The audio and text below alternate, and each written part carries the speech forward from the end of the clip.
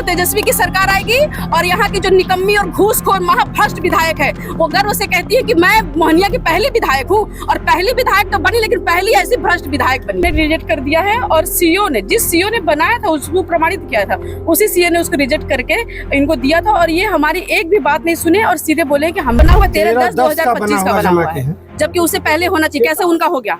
Notification से पहले का होना चाहिए। कि दिल्ली से प्रेशर लगातार सीओ पे, आरओ पे बनाया जा रहा था और सीओ मजबूर होकर, आरओ ने मजबूर होकर ये डिसीजन दिया है। उन्होंने कहा कि हम मजबूर हैं और डीएम का भी लगातार प्रेशर आ रहा है और इन्होंने अंदर बंद कमरे में आरओ ने कहा कि मैं मजबूर हूँ, मैं कुछ नहीं कर सकता। नमस्कार, आप देख रहे हैं ओपिनियन बिहार, मैं हूँ आपके साथ करुणा तिवारी। बिहार विधानसभा चुनाव में महागठबंधन की मुश्किलें कम होने का नाम ही नहीं ले रही है। अब चुनाव आयोग ने कैमूर जिले की मोहनिया विधानसभा सीट से आरजेडी के प्रत्याशी श्वेता सुमन का नामांकन रद्द कर दिया गया है।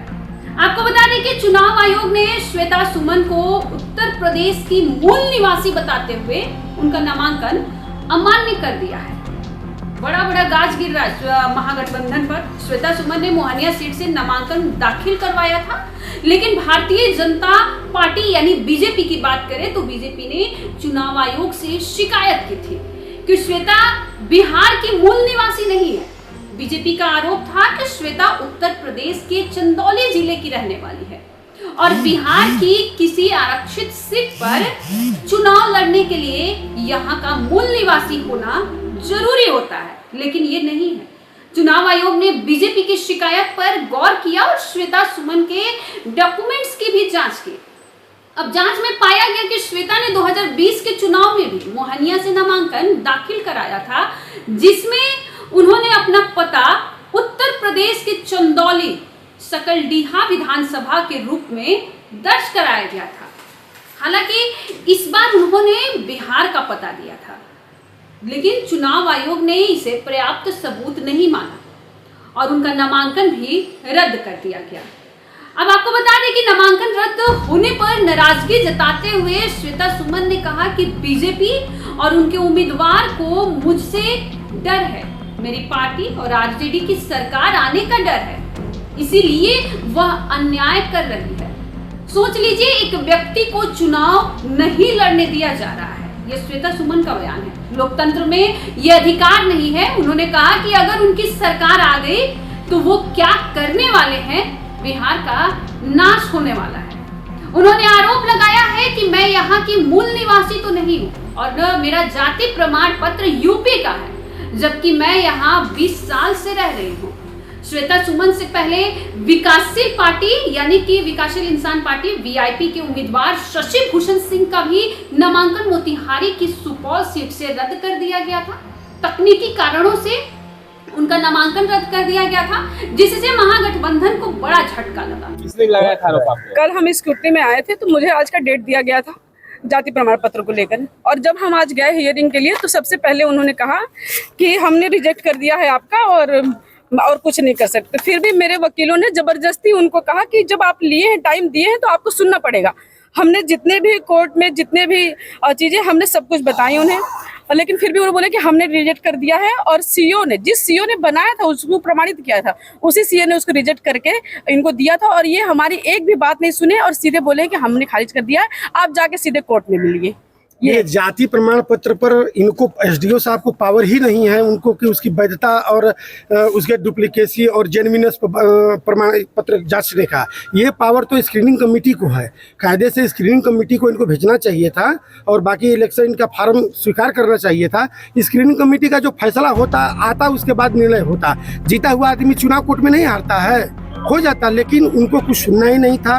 वो बायस हैं और कोई भी बात, कोई भी आर्गुमेंट हम लोगों का नहीं सुन रहे हैं। पहले से वो अपना लिख के रखे हुए थे और एक लाइन में कह दिए कि हमने खारिज किया, अब आप कोर्ट जा सकते हैं। और एक बात और हैं और वो काम नहीं करते हैं, तो वो चाहते हैं कि हमारे अगेंस्ट कोई ना लड़े, बस एक छत्र हमारा राज हो। तो फिर आप ले आइए ना, लोकतंत्र को खत्म कीजिए, संविधान को खत्म कीजिए,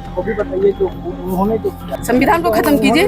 और उनका देखिए, और उनका भी जो पेपर जमा हुआ है उसमें उन्होंने जो जाति प्रमाण पत्र दिया है वो चुनाव डेट से पहले हो जाना चाहिए, जबकि उन्होंने 13/10/2025 का।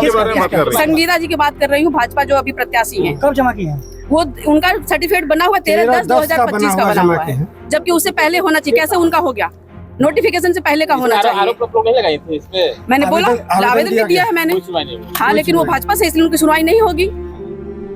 अरे किसी की नहीं सुनवाई होगी, अगर भाजपा के नहीं है, भाजपा सपोर्टर नहीं है, तो आपकी कोई सुनवाई नहीं होने वाली है। आप पत्रकार भी है ना, आप मजबूर रहेंगे उनकी तारीफ करने के लिए। जिस दिन अगेंस्ट में लिखना शुरू कर देंगे, कैमरा माइक सब चला जाएगा आप लोग का, ये समझ लीजिए।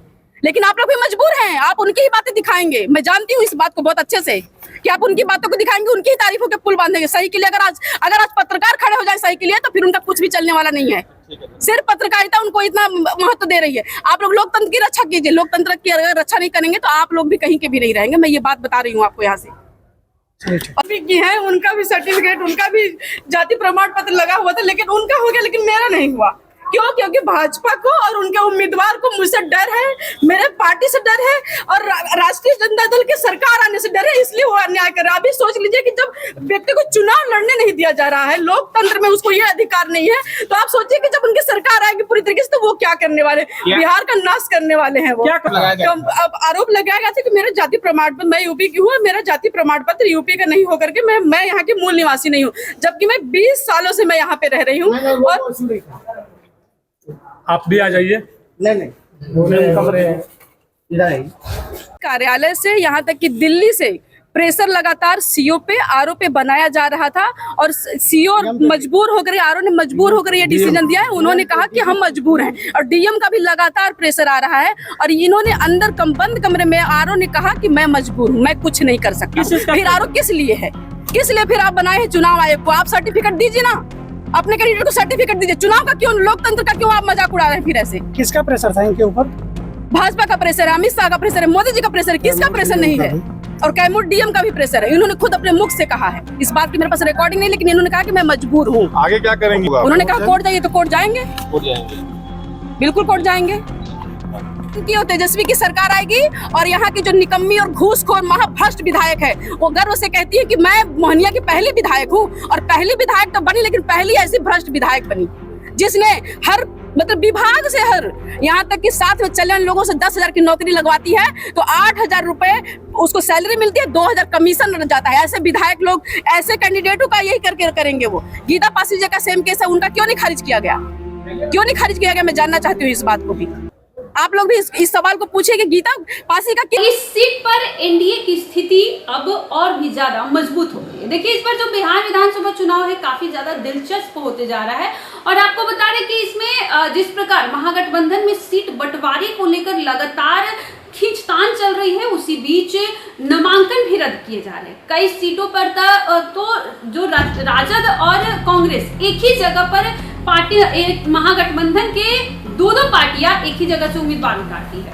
कई जगह पर जातीय समीकरण को देखा जा रहा है, लेकिन इस बार महागठबंधन के साथ सबसे बड़ी समस्या यही हो रही है कि उनके जितने भी उम्मीदवार हैं, हर जगह से कहीं ना कहीं महागठबंधन पर दुख का पहाड़ टूटते हुए नजर आ रहा है। जिस प्रकार श्वेता सुमन रोते हुए ट्वीट भी की है और जिस प्रकार वो कह रही है कि ये सरकार अगर आती है बीजेपी की तो बिहार का नाश कर देगी। इस पर श्वेता सुमन का ये सबसे बड़ा बयान है और उनका नामांकन रद्द कर दिया गया है। चुनाव आयोग की तरफ से शिकायत बीजेपी द्वारा की गई थी। इस खबर में इतना ही। देखते रहो ओपिनियन बिहार।